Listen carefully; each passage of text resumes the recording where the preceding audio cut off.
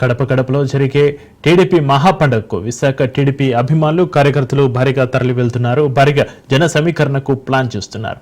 ఎన్టీఆర్ స్థాపించి తెలుగు ప్రజలకు మంచి చేస్తూ ముందుకు నడుస్తున్న పార్టీ అంటున్నారు కార్యకర్తలు. మహానాడుకు విశాఖ నుంచి తాము వెళ్తున్నామంటున్నారు. కడపలో జరిగే ఈ మహానాడు నుంచి జగన్కు సందేశం ఇస్తామంటున్నారు. తిరుమల ఎక్స్ప్రెస్ నుంచి మరింత సమాచారాన్ని మా విశాఖ ప్రతినిధి సూర్యప్రకాష్ అందిస్తారు.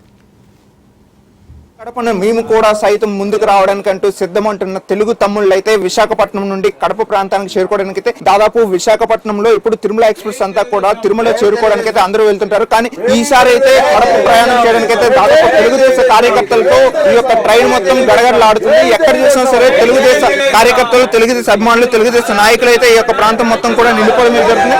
దాదాపు ఏసీ బోగీలతో పాటు జనరల్ బోగీలు, అన్ని బోగీలు కూడా ఇదే విధంగా జనసేన కార్యకర్తలతో సహితం కూడా ఈ యొక్క తెలుగుదేశం కార్యకర్తలందరూ కూడా రావడం అయితే జరుగుతుంది. ప్రస్తుతం మనతో పాటు ఇక్కడ నాయకులు అయితే ఉన్నారు. వాళ్ళని అడిగితే అసలు ఈ యొక్క సంబరం ఎలా చేసుకోవడానికి వెళ్తున్నారు, ఇది ఒక పండుగ వాతావరణం నెలకొంటుంది. ఈ పండుగ వాతావరణం నెలకొనడానికి ఏ విధంగా అయితే వీళ్ళందరూ వెళ్తున్న విషయాన్ని అయితే మనం తెలుసుకునే ప్రయత్నం అయితే చేద్దాం. అన్న చెప్పండి, అసలు ఎప్పుడు లేని విధంగా కడపలో పెడుతున్నారు. కడపలో పెట్టే ఈ యొక్క మహానాడికి విశాఖ నుండి ఎంతమంది వెళ్ళిపోతున్నారు? ఈ రోజు గ్రేటర్ విశాఖపట్నంలో ప్రధానమైనటువంటి నియోజకవర్గాలు ఉన్నటువంటి ఈస్ట్, వెస్ట్, సౌత్, నార్త్ ఈ 8 పార్లమెంట్ నియోజకవర్గంలో ఉన్నటువంటి 7 రూరల్, అర్బన్ కలిసి ఒక్కొక్క నియోజకవర్గానికి 300 మంది తక్కువ లేకుండా వెళ్లడం జరుగుతా ఉన్నది. మా తూర్పు నియోజక శాసనసభ్యులు టైగర్ 4 సార్లు ప్రజల చేత ఎన్నుకోబడి అత్యధిక మెజార్టీ గెలిచినటువంటి వ్యక్తి మా వెలగపూడి రామకృష్ణ బాబు గారి ఆధ్వర్యంలో 3 బస్సులు, ఒక ఇంచుమించు 20 కార్లు ఈ ట్రైన్ లో తిరుమల తిరుపతికి ఇప్పుడు ఏదైతే కడప వరకు వెళ్తుందో ఈ ట్రైన్ లో అత్యధిక శాతం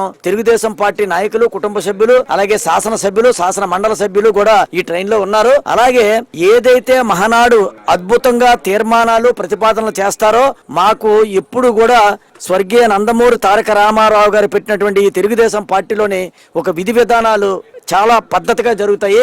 దీంట్లో ముందుగా జిల్లా మాకు వార్డులోనే మీటింగ్ పెట్టుకుని వార్డు అధ్యక్షుని ఎన్నుకొని దాని తర్వాత నియోజకవర్గాలుగా మహానాడు, మినీ మహానాడు చేసుకుని అలాగే పార్లమెంట్ పరంగా మళ్ళా మహానాడు చేసుకుని ఇప్పుడు మేము మెయిన్ మహానాడుకి వెళ్ళడం జరుగుతోంది. పసుపు పండుగ ఇది ఈ రోజు మా ఇంట్లోని ఏ రకమైతే మా ఇలవేలు పైనటువంటి అమ్మవారి పండుగను చేసుకుంటామో ఈ పసుపు పండుగ తెలుగుదేశం పార్టీ విధి విధానాలు, రూపకల్పన, జరుగుతున్నటువంటి అభివృద్ధి, సంక్షేమ ఫలాలు విషయం మీద స్పష్టంగా చంద్రబాబు నాయుడు, నారా లోకేష్ బాబు చెప్పడం జరుగుతుంది. ఆ యొక్క క్లాసులకి, ఆ మహానాడు కార్యక్రమానికి, మహా అద్భుతమైన పండుగకి మేము వెళ్ళబోతా ఉన్నాం.